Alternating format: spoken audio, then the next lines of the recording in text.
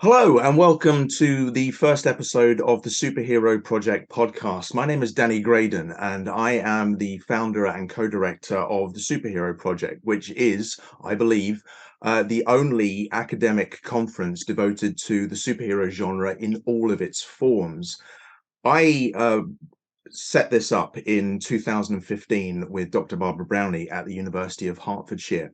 And it very much came out of a desire to have a dedicated space for the discussion of the superhero genre in all of its media forms. Looking around at the landscape of academia at the time, I saw there was a great deal of conferences devoted to comics and graphic novels, but superheroes seemed to be relegated to the sides and deemed not to be overly considerate of serious critical attention. So I really wanted a place where there was going to be a dedicated discourse to this, and really being able to showcase that the superhero genre was a global concern and that it was eminently capable of taking on all of these myriad critical considerations.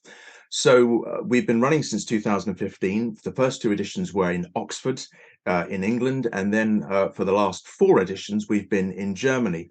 And since Superhero Project Global Meeting number 3, it has been a collaboration between myself and Dr. Torsten Caeners of the University of Duisburg-Essen. We will be on our 7th edition, no less, in 2023, when we will be returning to the UK. We'll be holding Super 7, as we call it, at Hurstmonceux Castle in East Sussex. But before we get to all of that, I'd like to introduce my colleagues and the steering group for the Superhero Project. And first of all, I'd like to hand it over to Dr. Torsten Caeners of University of Duisburg-Essen. Torsten. Yeah, thank you very much, Danny. Hello, everyone. I'm Torsten Caeners. As Danny already said, I work at the University of Duisburg-Essen in Germany, and I'm a senior lecturer there for literature, mainly, mostly teaching literary and cultural theory, but on occasion and when I can manage, also kind of sneaking in a course dedicated to superheroes. And I've met Danny first at the 2015 first global meeting in Oxford. And as he hinted at, I've been collaborating with him since Superhero Project 3. And yeah, looking forward to sharing my thoughts on the matter today in this podcast. And I'm handing over to Caleb Turner. Thank you, Torsten. Yes, hello, everyone. I'm Dr. Caleb Turner. I'm an associate professor of film at Richmond, American University, London. And I teach a lot of film-based courses. It could be mainstream film or independent film, but also there's an interdisciplinary nature within that context, and superheroes can come up more often than you think, coming up in terms of discussions of identity, like gender, or representations of race and ethnicity and class, and also in terms of politics. So there's always the opportunity to bring up the superhero topic. But I also teach a course on superhero cinema, in which we have lots of different perspectives on whether it's films, TV, comics, games, a whole plethora of different media. And yeah, I've been working with Danny and Torsten and Mickey on the steering group and contributing towards the annual superhero conference for a couple of years now. And it's been great. And I'm looking forward to sharing my thoughts with everyone today as well. And yeah, now I'll hand over to Mickey, please. Hey everyone, I'm not yet a doctor, Mikayla J. Laird, or just Mickey because it makes life easier. I work at the University of Hertfordshire with Danny. I teach on animation and digital media, where I tend to bring in a lot of films, comics, anime to help the students create works. I came into the Superhero Project because when Danny was setting it up, I was one of his students. And by the time number 3 came round, I had graduated and I was ready to start presenting a paper. And I've been here ever since. Great. Well, just to reiterate on my own background, as Mickey said, I'm from the University of Hertfordshire. I'm a senior lecturer for screen, and I'm the contextual studies lead for the university's award-winning digital animation undergraduate degree at the School of Creative Arts. I've worked at UH for 13 years now, but before that, I was a journalist, an arts journalist focusing on film and comics. And that's where I mixed my two primary passions, which is cinema, of course, and superhero comics. But beyond that, I am a fan going way, way, way back, even indeed over 40 years. I started reading superhero comics in the late 1970s, and it's been my singular life's passion ever since. So when we set up the superhero project way back in 2015, it was really guided by a very passionate sense of fandom and wanting to merge that with critical discourses. So what we're going to do today for our first inaugural episode of the Superhero Project podcast is I thought it'd be great for the steering group, which is Torsten, myself, Mikayla and Caleb, to really talk about their interests in academia, but also the texts relating to the superhero genre and critical discourses that first inspired them to head towards this particular area of academia. So let's hand it over to Torsten first. Torsten, what were the books that really got you into superheroes critically? Yeah, well, I mean, I've been a fan, obviously, of superheroes ever since I was a child and throughout puberty, which happened to coincide more or less with the publication of Richard Reynolds' Superheroes and Modern Mythology in '94, if I remember correctly. So it was not like I was waiting for the book to be published at that time. I was more concerned with pubescent problems I had. But after I'd become an academic and I've been teaching and I've been educated as a literary scholar mainly before I moved into superhero academia.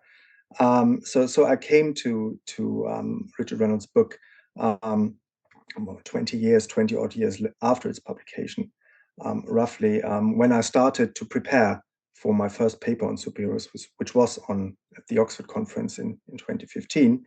And so Richard Reynolds' Superheroes and Modern Mythology is one of the first academic superhero books that, as far as I know, have been published. And it was also one of the first I read as an academic to really get into the discourse. So I have a particularly warm spot in my heart for that one. What I found particularly useful from my perspective and from the academic background that I was coming from at that time was that it kind of connected well with for instance, Campbell's idea of the hero's journey, and that was something I could link with very nicely from what I'd been doing in my more classically literary seminars. And if I look back at it today, I think if you look at the, let's say, the chapters that the book covers or the topic that the chapters cover, you have, the masked heroes, the costume is in there. You have this idea of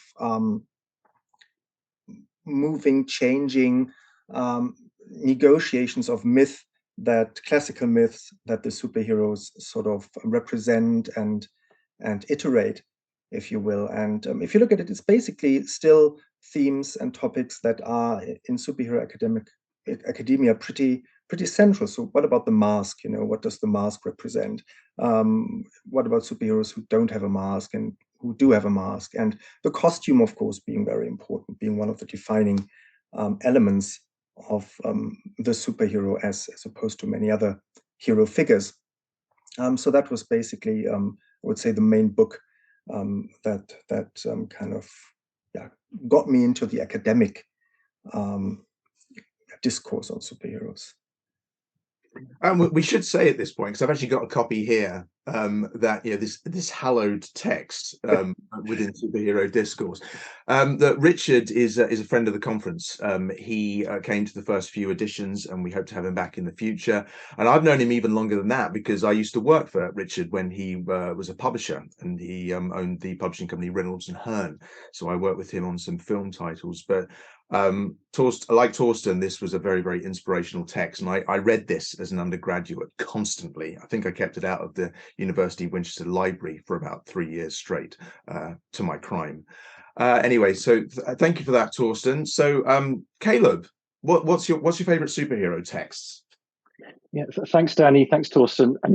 Yeah, very interesting points raised, actually. I totally agree with you about these major turning points in academia, these seminal texts, these important moments like Reynolds' book. I mean, for me, I suppose when in the context of which I was becoming interested in the studying the superhero was very much in that kind of mid 2000s era where this idea of the superhero movie wasn't just becoming popular, it seemed to be the dominant pop cultural product out there in the same way as the Western was for so many decades.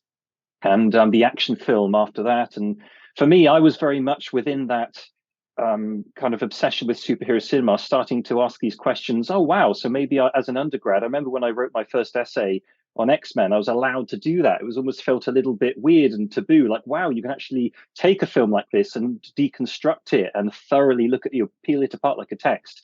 And so from that journey, I suppose a proper academic source for me was certainly Peter Coogan's book, Superhero, The Secret Origin of a Genre, to the point where I remember I actually had to buy an American copy of it from American Amazon because you couldn't at that time get it very easily in the UK, weirdly.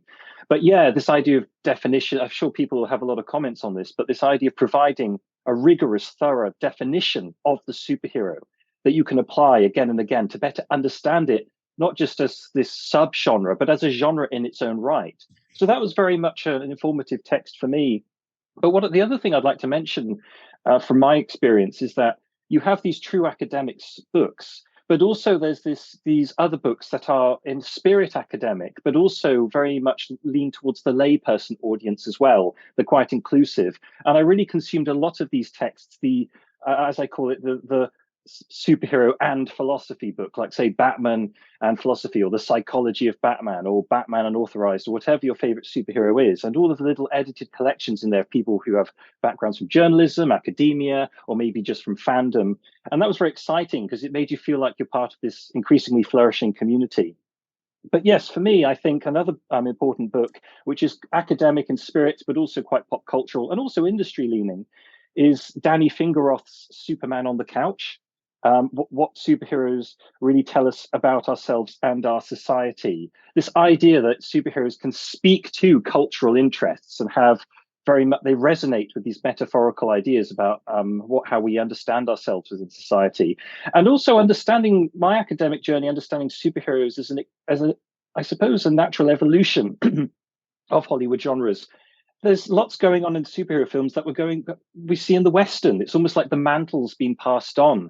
The superhero as an archetype it builds on that foundation. So a lot of books out there that make these comparisons of better understanding the superhero in relation to past genres, and also how it's an evolving genre that's taking, like we see with Marvel, all these different elements of horror, sci-fi, the supernatural, fantasy, etc., etc. So I think for me, Peter Coogan's first book, excuse me, understanding the superhero as a genre template that will continue to evolve was very exciting and important. Absolutely.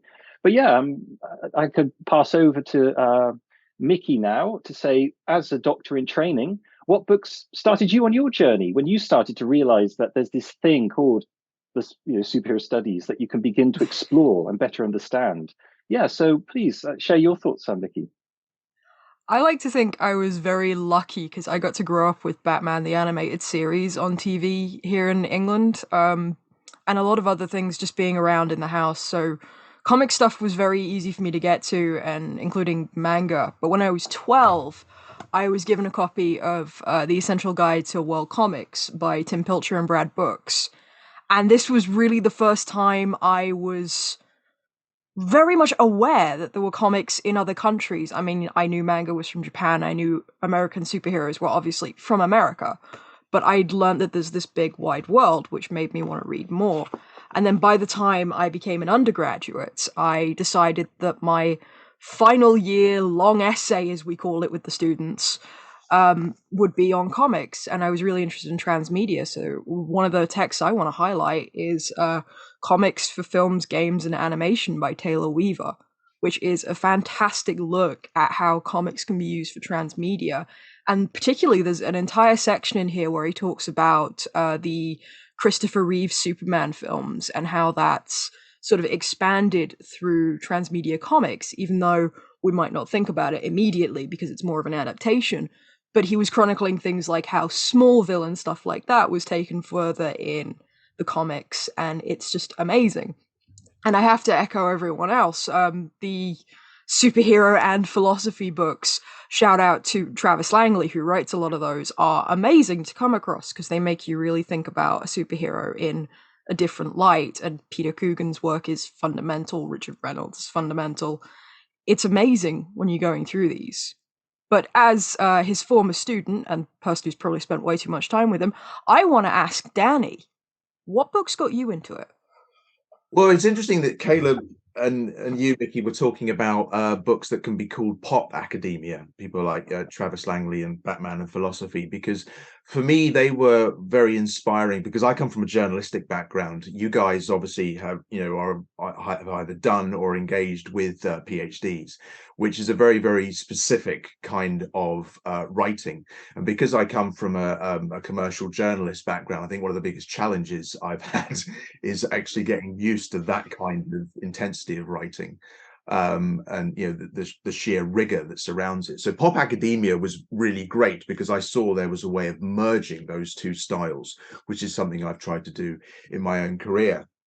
Certainly, as I've said before, that I come to superhero comics primarily as a fan of many decades standing.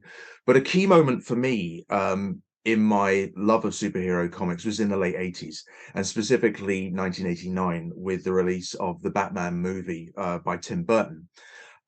Certainly, it had been a few years since The Dark Knight Returns, and so that period of the late 80s, there was a real flashpoint in terms of the popularity of Batman, where it became global.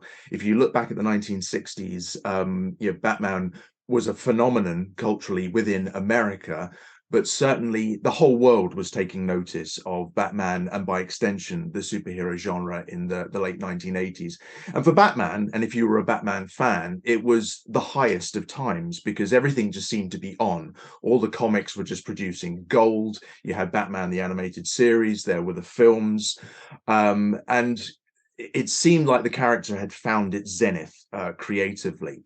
But more importantly than that, in 1991, about a year before the release of Batman the Animated Series and Batman Returns, the second Tim Burton film, I came across this, which was called The Many Lives of the Batman, which was published by the British Film Institute. That was edited by Roberta Pearson and William Ulricchio. This is critical approaches to a superhero and his media. This is the first book I ever came across that actually took an academic approach to the Batman. And given at the time as a teenager, I had an absolute thirst for finding out everything I could about Batman. But there was also the sensitivity too, because I think reading superhero comics was still seen as very, very nerdy at the time. So to actually see Batman, a character that I really loved, treated really seriously. And this was only following on from the mainstream media who were talking in tones of books like Watchmen and The Dark Knight Returns being literary. Which is really one of the first times that you'd heard about superhero comics being spoken in such reverential terms. To have a book like The Many Lives of the Batman that was talking about the influence of the 60s Batman TV series, which at that time was actually very much disliked by true Batman fans because it wasn't grim and gritty. And now the 60s Batman show is seen as a very, very important part of Batman's development culturally and is a wonderful piece of work.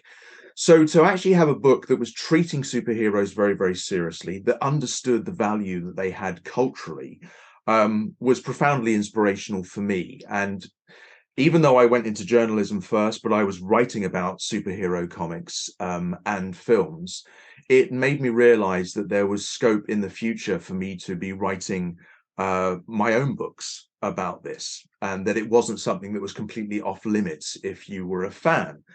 In 2015, having written books on film and animation and comics, I finally got the opportunity to do that with Dr. Barbara Brownie, my colleague at the University of Hertfordshire, when we wrote a book called The Superhero Costume, which is Identity in Disguise and Fact and Fiction, which was the first book that sort of covered this fundamental aspect of the superhero genre. So The Many Lives of the Batman, edited by two people who went on to become the PhD supervisors for Professor now Will Brooker, who was the first person in the UK to do their PhD on superhero comics. This was something that meant a great deal to me. And around the time I was an undergraduate in the early 90s, I found books like The Role of the Reader by Umberto Eco, whose myth of Superman, which was published in the early 1970s in English, although in the early 1960s in Italian, is also a foundational text in the superhero discourse, because Eco was really looking at the ways in which Superman was fundamentally a myth.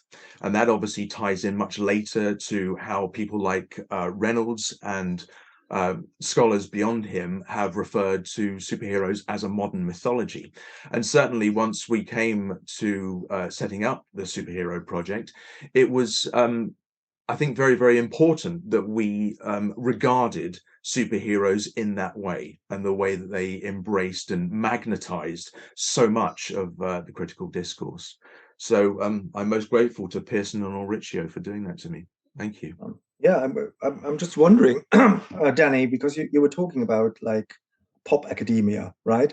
And certainly, particularly at this moment in time with the MCU, being as dominant pop cultural discourse as it is, and maybe that's even a question for the other two. I'm sometimes looking at myself, and the fanboy is of course still in me, right? The one who loves Superman, who loves Batman, who loves Daredevil, these kinds of heroes that you've read when you were like a teen, or even before that. And so how do you kind of balance out the idea? I mean, for me, the fanboy that's still in me is kind of the driving force that keeps me coming back to superheroes and want to spend time with them in an academic way as well. Not only enjoying them the evening on the couch, but also academically. But of course, you have to balance it out between the certain objectivity you need in the academic field and the pure joy you might have watching, I don't know, Iron Man for the 100th time. So what about you guys? How do you feel that as well? Do you balance this out, or how does this work for you? Mickey, why don't you start? I know I find that, as someone who ends up turning everything into work, whenever I'm reading a comic, I find my brain just running off on a million thoughts, and I end up having to tell myself not to write papers on every single issue of Superman, essentially. It's very hard sometimes to separate the fan from the academic, which you find especially difficult when you're doing a PhD in it. But I kind of love that. I love the fact that this thing we enjoy can become inspiring in so many different ways. Take Dark Crisis, for example, which is coming out from DC right now. It hasn't even finished, and I think I've planned at least 4 papers on it. Caleb, how about you? Yeah, thanks, Danny.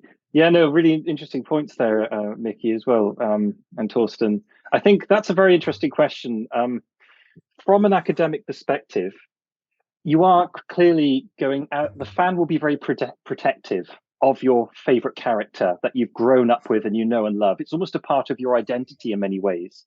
But the great thing about these mythological characters is they open up a debate between people. Everyone has an opinion on superheroes, even if you're a fan or not. It seems to be a common language. It's an impetus in which everyone can start to discuss what these ideas, what these hero figures are, what they represent, the ideas that they point to.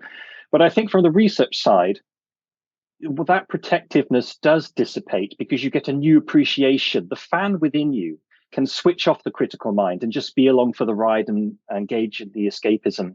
But also there's a different kind of entertainment that can come. The appreciation that maybe these superheroes, there's the positive side of them, being the best you can be, being selfless, supporting your community, but also there's the side of, well, are they really role models of a particular kind of, ruthless capitalism? What do they say about Western-centric views? All that kind of stuff. Norms in culture about masculinity, or norms in culture about whatever. So I think that that's part of it. You can switch off the academic side and embrace the fan within you, but also superheroes can show the good and the bad of society, and that's part of the fun too. So I would say that within the mix, you could have an academic in the room, a journalist, a fan, someone from industry, and there would be a common ground. There'd be completely different perspectives and methods of understanding and deconstructing, making sense of these characters. But ultimately, there would be a shared consensus of that these heroes will evolve with society for generations to come. So yeah, I think it's all mix. There's always going to be dimensions of fandom in academia when you're studying something like this. Do you think, if I just may ask one more question to Caleb, do you think it kind of retrospectively validates the fan or the kid if you're doing an academic paper on your favorite superhero, that it kind of says, well, yeah, it was time well spent in my teens and not completely wasted?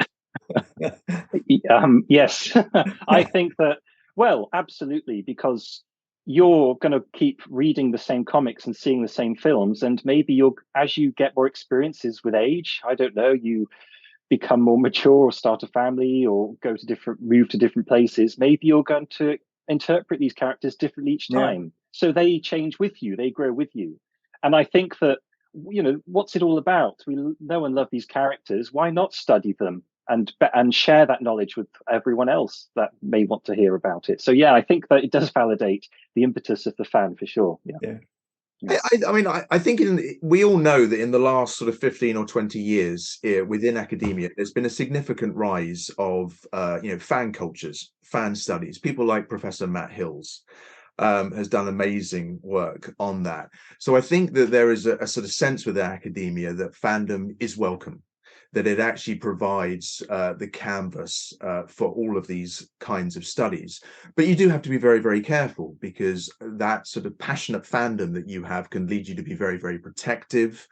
But actually, I think that, as I've gotten older, and as you guys know, I only ever focus on two things in the super conferences. It's either Batman or Superman, but I'm going to try and change that for 7. Is that your relationship with them changes, and that you actually focus on some of the fundamental aspects that mean to you, rather than the whole breadth and depth of canon that used to be so important to you when you were younger and kept you anchored on that particular character. Nowadays, actually, I find that the way that these characters impact culture is truly, truly fascinating. For instance, I think that when we look at the rather fractious political discourse that we have online now, where it's kind of good guys and bad guys, that can be aligned with the dominance of the superhero within popular culture, because they do fundamentally provide these morally black and white universes that are quite comforting. To know that I'm a superhero, I'm fighting for good, there's Lex Luthor, etc. And I think that actually it's comforting, but it's also rather dangerous, because it doesn't speak to the moral grays that exist in society. But now that we're also talking a great deal about gender, masculinity, sexuality, it's interesting to see how a genre that was fundamentally created for, let's be honest, sort of 10-year-old boys back in the 1930s, has now become increasingly inclusive and can actually represent all kinds of groups. That's really wonderful to see. And I was reading recently an interview with Alan Moore, where he said that he felt that D.W. Griffith's film Birth of a Nation from 1919, which is basically a hagiography of the Ku Klux Klan, can be classified as the first superhero movie, which is obviously a very, very contentious thing to say. But it's very, very fascinating to sort of think about where the iconography of superheroes come from, and where that might can be applied. I think that's quite interesting, because the superhero's been around for 85 years as of 2023. They're clearly going to be around for a century. They're going to go well beyond that. But what we're seeing in the 21st century is that superheroes are no longer constrained to 20th century America around the Depression. You could, as we've seen within the superhero conference, we've had papers talking about superheroes that are in Thailand, in Korea, in Australia, etc. They're a global concern. So I think that fandom is very important, because at the superhero conference we know that every single delegate is a passionate fan of it, but the way that they apply themselves to trying to applying academic rigor and clarity to understanding those characters, I think it's an impulse that only increases that passion and interest in them. So to my mind, I've always seen it as fundamentally interdependent. I'd like to note those playing the Superhero Project drinking game at home. Danny mentioned Alan Moore. I believe that's 2 shots. Okay. Fair enough. So, thank you very much to everyone for discussing, your literary inspirations for getting into the superhero genre and how you apply it to your career. As we said at the beginning of this, the Superhero Project is an ongoing enterprise, and in 2023, our 8th year, we will be having our 7th global meeting, which will be returning us to the UK, to Hurstmonceux Castle in East Sussex, which is the home of BARDA, International College for Canada, which is where one of our long-standing delegates, Robert Hyland, is an academic there. So, in anticipation of Super 7, which will be taking place between August the 25th and 27th, 2023, there'll be a call for papers that'll be going out in the first week of January 2023. What's the subject going to be, I hear you ask? Well, 2023 is not only going to be the 85th anniversary of the genre as a whole, but it's going to be a very special milestone for one aspect of the superhero genre in particular. It's going to be the 15th anniversary of the Marvel Cinematic Universe. And so we felt, as the steering group for the Superhero Project, that we wanted to not only celebrate that, but also explore something that has taken a very dominant role in the 21st century superhero landscape. From 2008 through to 2023, of course, we've had over 30 films, more than a dozen television shows, animations. Obviously, the comics continue with Marvel. But this is far and away the biggest concern within the superhero genre on a global level. Untold billions of dollars produced. And as I understand it, and I was discussing this with Mikayla recently, that I believe that Marvel will be releasing something MCU related pretty much every 6 weeks up until mid-2025.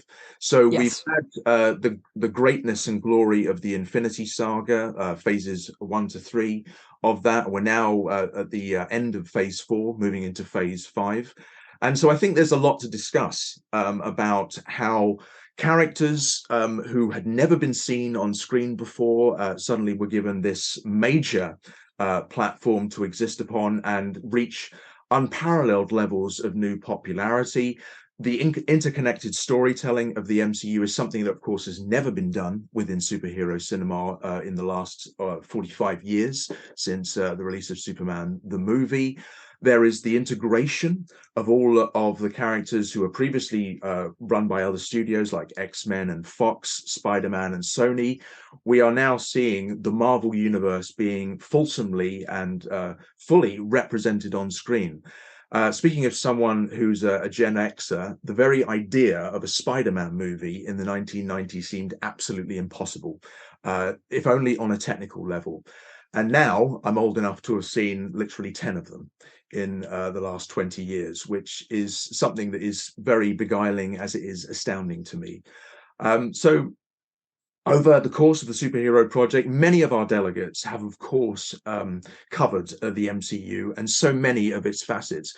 But we wanted to make sure that our 7th edition of the Superhero Project really allowed for a fulsome discussion of something that has become very large indeed, maybe even too large at this point. Well, that's what we're going to be discussing at Super 7. The CFP will be going out on January the 4th, 2023. This will be via academic mailing lists like MEXA and many others, but also our website, which is superheroproject.net, where you will find the CFP in full, and of course, other ways to engage with us via our other social media platforms. So you can reach us via the superheroproject.net. And to cover all this, I'll hand this over to Mikayla now, who is the keeper of all our lore within the conference. Mickey, over to you. I have fought hard for the title of lore keeper.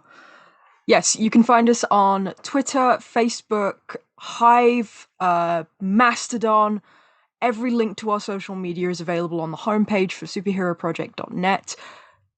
Come and just talk to us. We love engaging with people in all forms of academia, all levels, even people who are just thinking of breaking into academia with superheroes. Engage. We love it. Come join us. Yes, thank you, Mickey. It's very important to say that we wanted to make sure with the Superhero Project that we're as inclusive as possible. There are people related to the Superhero Project who have been academics for a very, very long time and have a great deal of experience. Then there are delegates who have literally just made their first initial steps within academia. Also fans from outside academia who are very, very interested in the potential and possibilities of critical discourse. So we wanted to make sure that all areas of expertise and experience are welcome within the Superhero Project. And certainly that's something that's become a hallmark of our enterprise and has brought us a lot of great and very valued colleagues and friends. Because when all is said and done with the Superhero Project, we're all just geeks. We're all just fans having a really good time with this. And if it allows us to get a deeper, more pervasive understanding of that which has dominated our passions, then that means that the Superhero Project will always be a worthwhile enterprise. So we want to thank you all very much for listening to our first inaugural episode of our podcast with the Superhero Project. And we certainly wish everyone listening or looking at this a very happy holidays and hope that you'll join us for a very, very super 2023. So my thanks to Dr. Torsten Caeners, nearly Dr. Mikayla Laird, and Dr.